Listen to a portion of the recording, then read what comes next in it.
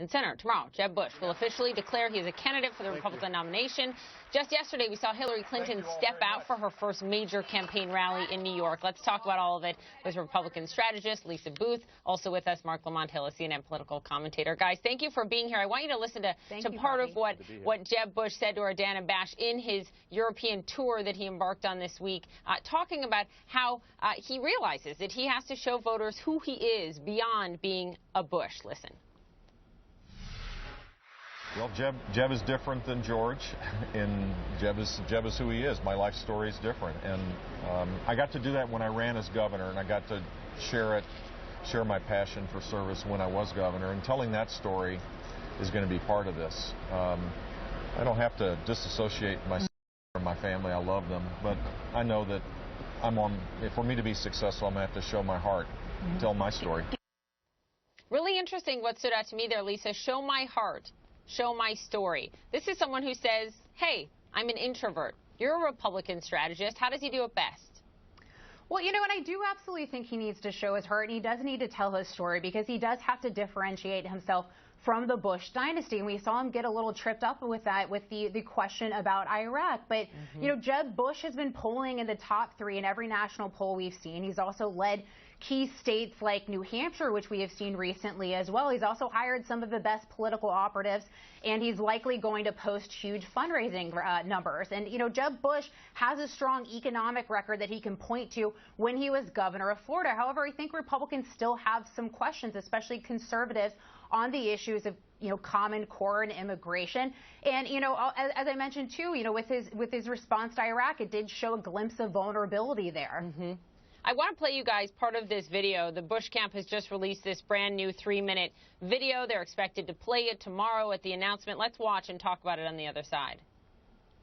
The barriers right now on people rising up is the great challenge of our time.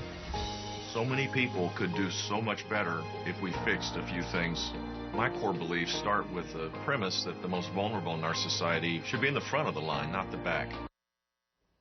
Mark, what's your take on the video? He talked so much about income inequality. You saw minorities in there. You didn't see one white man speaking in the video other than him.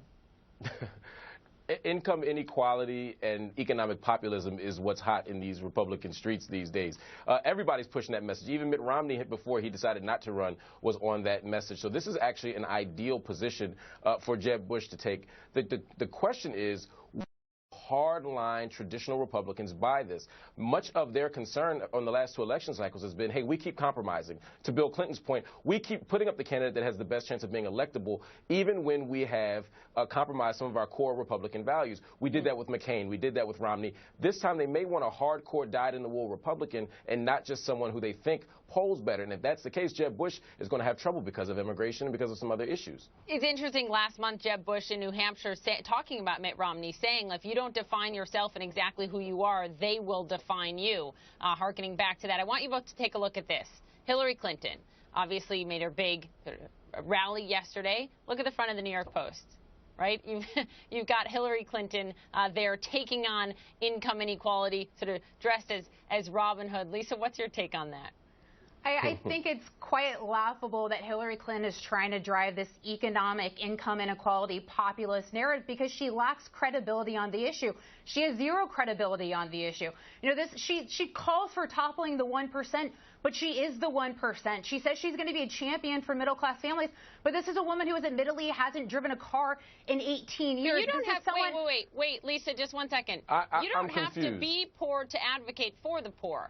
I understand that, and I actually agree with you on that issue. However, I think she's hypocritical on the issue because this is a woman who says that she is going to be a champion for the middle class, but she has said that having over $100 million in the bank account does not make her like the truly well-off. Also, what we have not heard from her is her differentiating her policies. Wait, hold on, Mark. But we also have not heard from her differentiating her policies than what we've seen under President Obama. And what we've seen under President Obama is middle-class families are hurting. Their wages have diminished and their job prospects have diminished as well.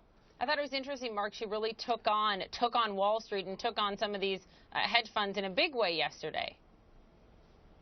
Well, she absolutely But to Lisa's first point, if the argument, as I just heard it, is that to have extraordinary amounts of wealth, which Hillary Clinton does, disqualifies you or makes you less than credible on having a poor people's agenda as such. Right, but then that same hypocrisy would go toward Mitt Romney, who said he wants to address economic inequality. It would go toward the Bush dynasty, which also wants to topple economic inequality. Every Republican candidate has said that. Most of them have intergenerational wealth. So I don't think, I'll let you finish, let me finish. So I don't think that's the issue here. But Hillary Clinton has offered concrete policies here, whether it's taking on Wall Street. And again, is it Elizabeth Warren style or Bernie Sanders style? No, there's plenty of room to critique Hillary. But I do think her policies are what we should be looking at, taking on Wall Street and advocating for a federal minimum wage, even health care reform. All of these things are ways to get at this issue. If you don't like her policy, fine. But I don't think the hypocrite card should be played this time. All right, got to leave it there, guys. Marc Lamont Hill, Lisa Booth, thank you both. Appreciate it. Thank you, Poppy.